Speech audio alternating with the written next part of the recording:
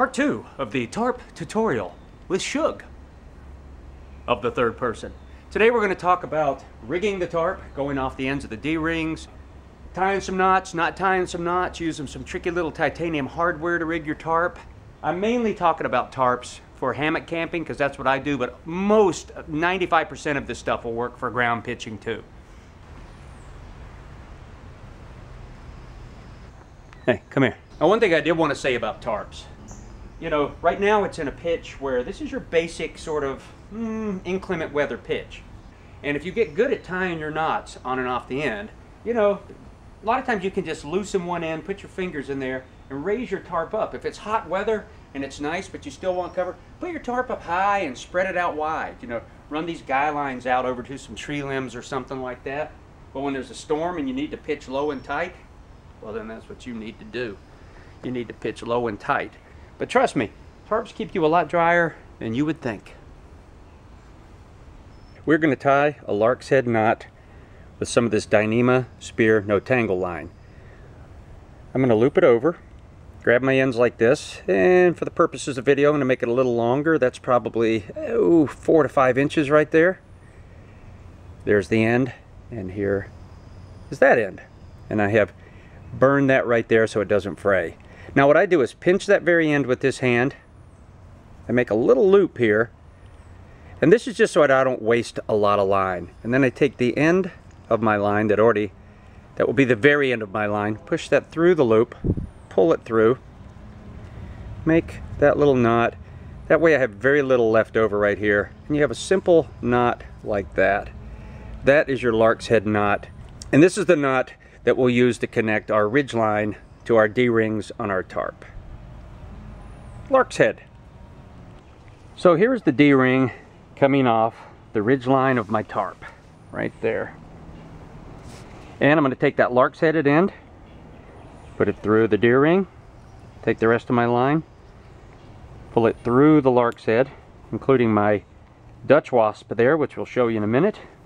I have a little extra line on here. I'm going to cut it to length later, but it never hurts to have a bit extra on your ridge line. And then we simply just pull that right down, pull your knot through, and that is your lark's head hooked to your D-ring right there. Now some people love tying knots. Some people actually abhor tying knots. They abhor it. They don't like it at all.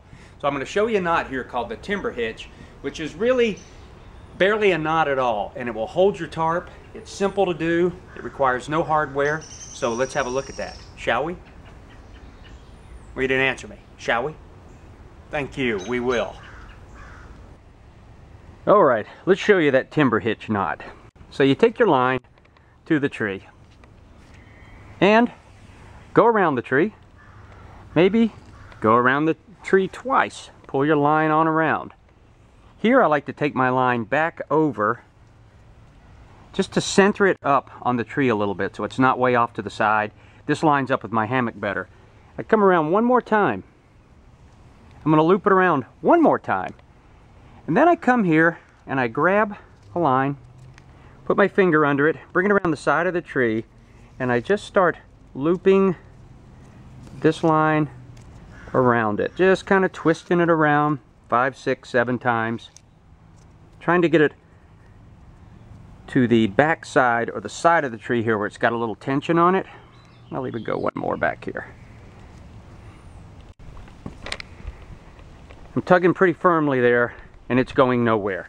That is the timberline hitch. Barely a knot at all. Taking it out, just sort of pull it to the front, unwrap it. It's quick to undo if you need to move your tarp or adjust your tarp. And remember, the thing about tarps, part of tarp life is you're going to be raising and lowering your tarp a lot. And there you have it, the timberline hitch.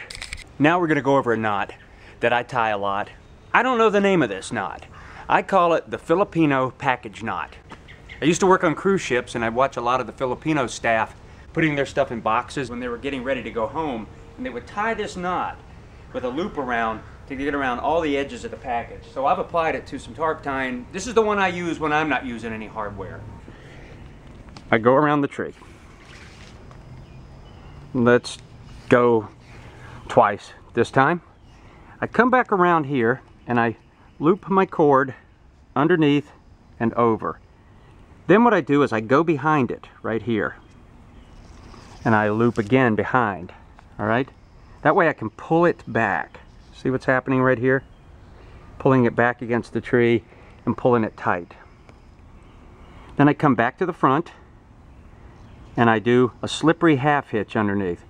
I'm taking my line and I'm going underneath and I'm coming through with these fingers. See them pinching? I'm going to grab that and I pull like this. So my line is right there. Make that knot. And I can pull through and make this loop here longer, which is nice. Because then what I'll do is I'll take that double loop and I'll do the same thing.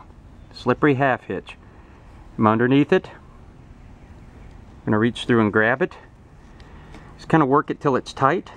And I might even do that one more time. Ends up in the other opposite direction.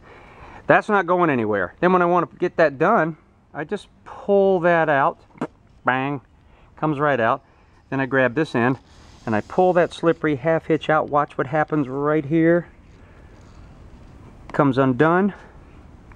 I unwrap that.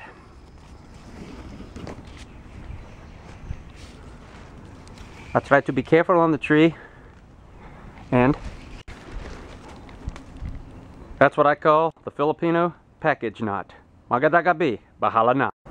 Good middag. And now we will go over some tarp hardware made by my friend Dutch from DutchWareGear.com. And it is made of titanium, and he has very many items you can use to rig on your tarp so you don't have to tie knots. I'm going to show you the tarp fly and the tarp wasps. And these are great little items. I will put a link below. You can check out Dutch's stuff. He has videos on how to use it. End scene. Cut. Finished. Bug and eye. Hello, this is Dutch, and this is my tarp wasp. Now right now, I have my tarp pitched with a Dutch tarp wasp. If you put it up like that, kind of looks like a wasp. It's a great little way to rig your tarp, and that way you don't have to use any knots. So this is what the tarp wasp looks like. Alright, there's a tarp wasp on the line right there by Dutch Wear Gear. Alright, the little tarp head, that's toward the tree, and the tail is toward your tarp. So we can slide it up and down the line through these holes right here. You can move it up and down your line. What you do is you come to the end and just kind of loosen it here. And I take that little bit, I'll give myself a little slack through that hole. And right there it hooks around the end of the wasp.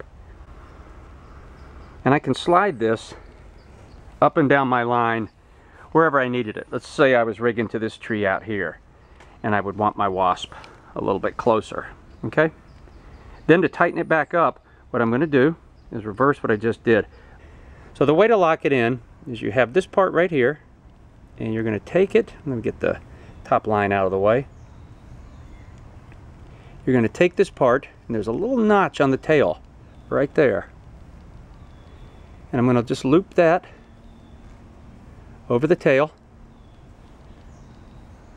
like that, and then the pressure of it pulling going toward my tarp will keep that knot tight with the wasp. Alright? And then let's continue to show how to hook this up. Now my line has gone out and around my tree, and now I come back to my wasp. And there's a little hook right there that I take my line and I hook around this way. And I'm pulling that in this direction toward the tree to tighten up my tarp. That's the tightener. Alright, so now when it's tight enough, I'm just going to bring it around and hook it under the tarp, under the wasp's wing, and tighten it up like that. And that is not going anywhere. Running to my tarp, holding it nice and tight to this tree. Now this is Dutch's tarp fly. There's the wasp, and there's the fly. Fly's much smaller. I found it a little hard to see because I'm a 56-year-old man, and if I'm rigging my tarp, I got to put on my googly lenses to be able to see that. But I can see the wasp and work it very well without the googly glasses. If you're somebody that likes hardware, they're great and fun to have, like a little bling on your tarp. They're titanium, they weigh nothing. A lot of people find them handy. I use them just because I like Dutch, and they're fun to use. But I like to switch my methods on tarps a lot. It's the one place I like to vary my groove. Okay, I'm mainly a hammock camper, but all of this tarp talk, it will pretty much work whether you're a ground camper and you would set up in a configuration like this. Now this would be meadow camping where you had no trees to tie off to. If you were anywhere else that you could just tie off to the trees, you would just tie this end here off to a tree, that end off to a tree, and just pitch your tarp low. Of course, you could go all the way to the ground. I like this style. You won't get wet under there. You'll get a little cross breeze coming through. You're down low. I've had this set up out here for 2 days now. This is my Hammock Gear Cuben fiber tarp with doors. Cuben fiber weighs almost nothing. It's expensive, but it is a high-tech material. I use the Shepherd hook for my stakes. Other people like the MSRs and stuff. I like Shepherd hooks, titanium and aluminum. That's my Ridgeline Shepherd hook right there. And now that has weathered quite a storm and wind. That's had a lot of pressure on it. They're all holding well. But like everything, there's an art to putting a stake in the ground properly. And maybe we should cover that right now. All right, let's talk about stakes. These are the stakes I use. That is a titanium shepherd's hook stake right there. I have a little bit of blue paint on the end just for when I drop it, I don't lose it. Now we've got it hooked on the Cuben fiber tarp here.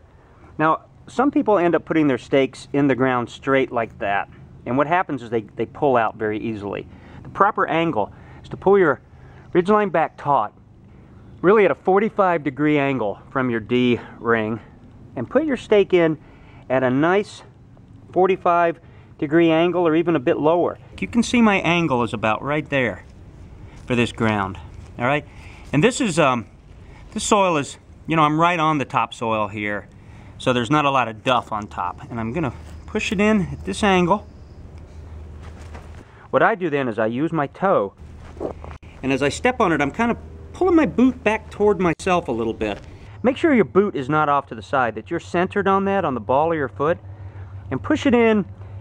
If you feel the stake twisting, stop, because you're bending your stake, and just go ahead and push that in, give it a stomp as much as I can.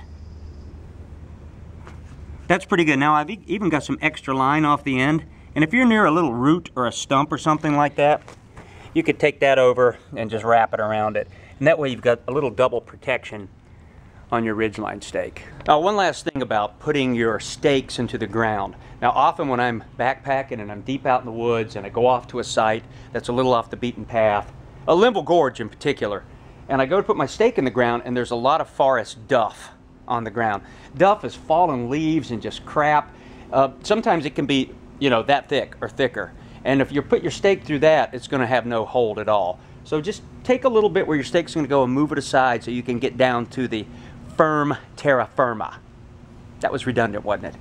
And get your stake in that way so that you're not going through all those leaves and rotten stuff called forest duff. And then when you pull that stake, just move the duff back on there and no one will ever know you were there. It's covert. That way you're all secure in whatever sector you're in.